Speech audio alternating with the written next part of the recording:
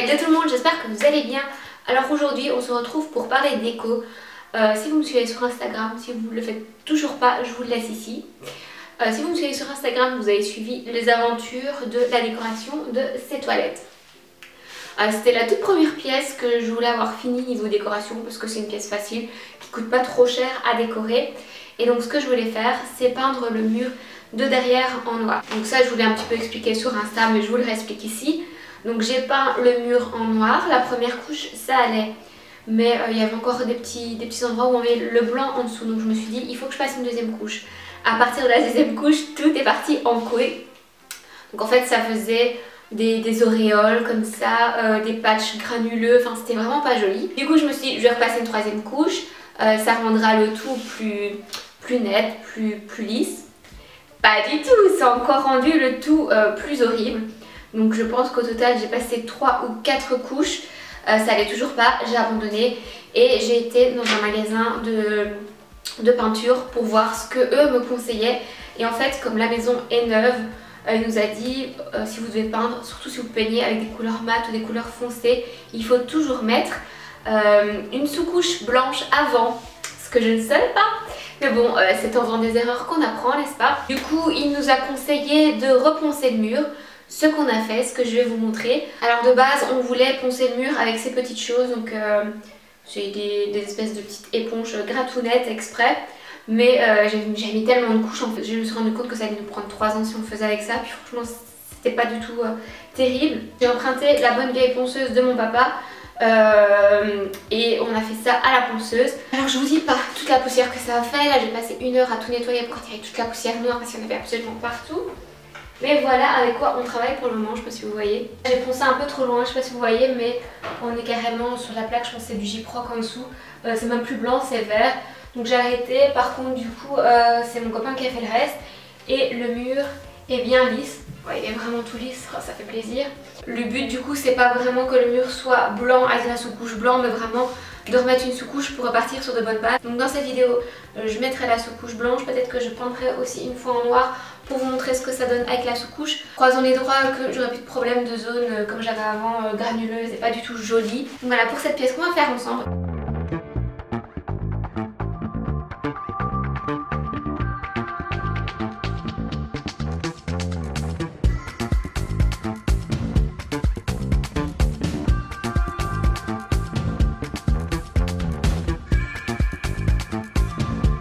Bon voilà, j'ai fini la première couche. C'est pas encore tout à fait homogène, vous voyez là. Il y a des petites surbrillances.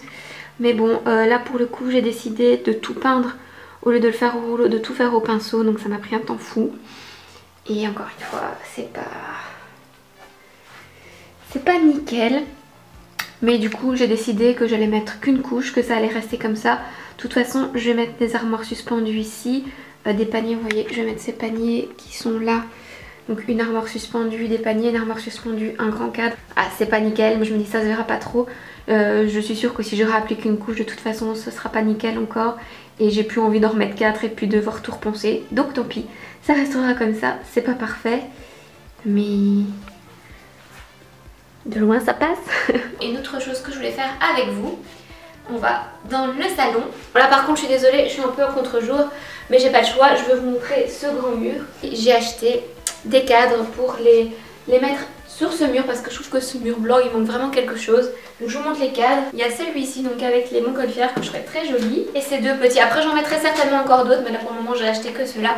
Donc celui-ci et celui-ci. Et donc on va déjà regarder comment je veux les mettre exactement. Et puis on va les mettre ensemble. Et du coup pour accrocher les cadres, je vais utiliser cette petite chose que j'ai reçue de la part de Bosch. Donc c'est un petit boîtier qui projette un laser avec des lignes qui sont du coup à niveau. Donc ça va me permettre de tout de suite voir si mon cadre est bien à niveau.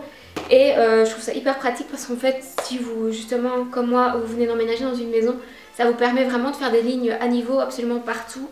Ça aurait été hyper pratique quand on a accroché les rideaux parce qu'on a dû prendre un niveau. Enfin, je suis même pas trop sûre qu'ils soient à niveau pour le coup.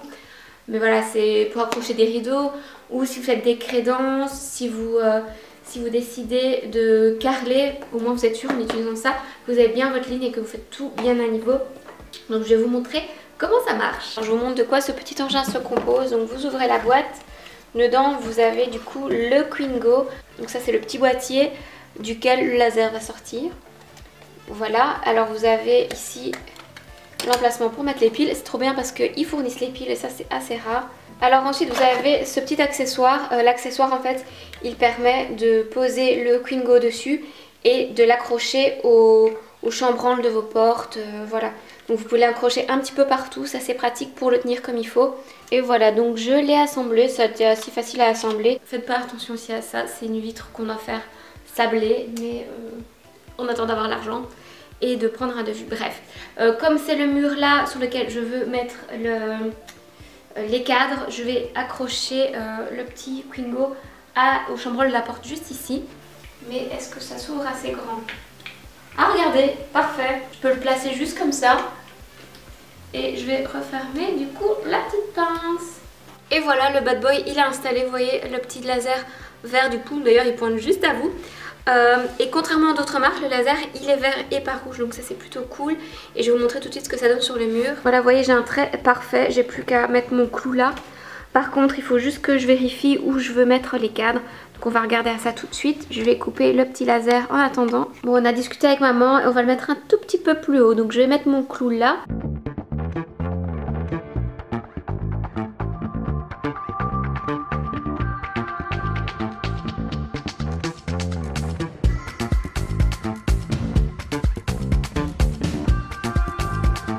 Et voilà, j'ai fini d'accrocher les cadres. Du coup voilà, j'ai mis ceux-là là. Je vais en acheter un plus foncé dans les tons rose foncé pour mettre là au-dessus. Et un plus grand pour mettre encore ici. Comme ça voilà, avec ces deux-là, je vais mettre un tout petit peu plus haut. Lisbonne toujours autant intriguée par le laser. Les chats et les lasers. Mais bref, c'est assez facile d'utilisation, vous voyez. Donc ça fait un petit point, il suffit de mettre votre clou dessus. Et je crois que je vais aussi l'utiliser pour mettre des cadres dans l'escalier. Et voilà, c'est tout pour cette vidéo. J'espère que je vous ai appris des nouveaux trucs avec notre petit outil donc, de chez Bosch. Et que la vidéo vous a plu. Si c'est le cas, n'hésitez pas à mettre un j'aime et à me dire en commentaire. Et puis je vous fais plein de bisous et je vous dis à la semaine prochaine.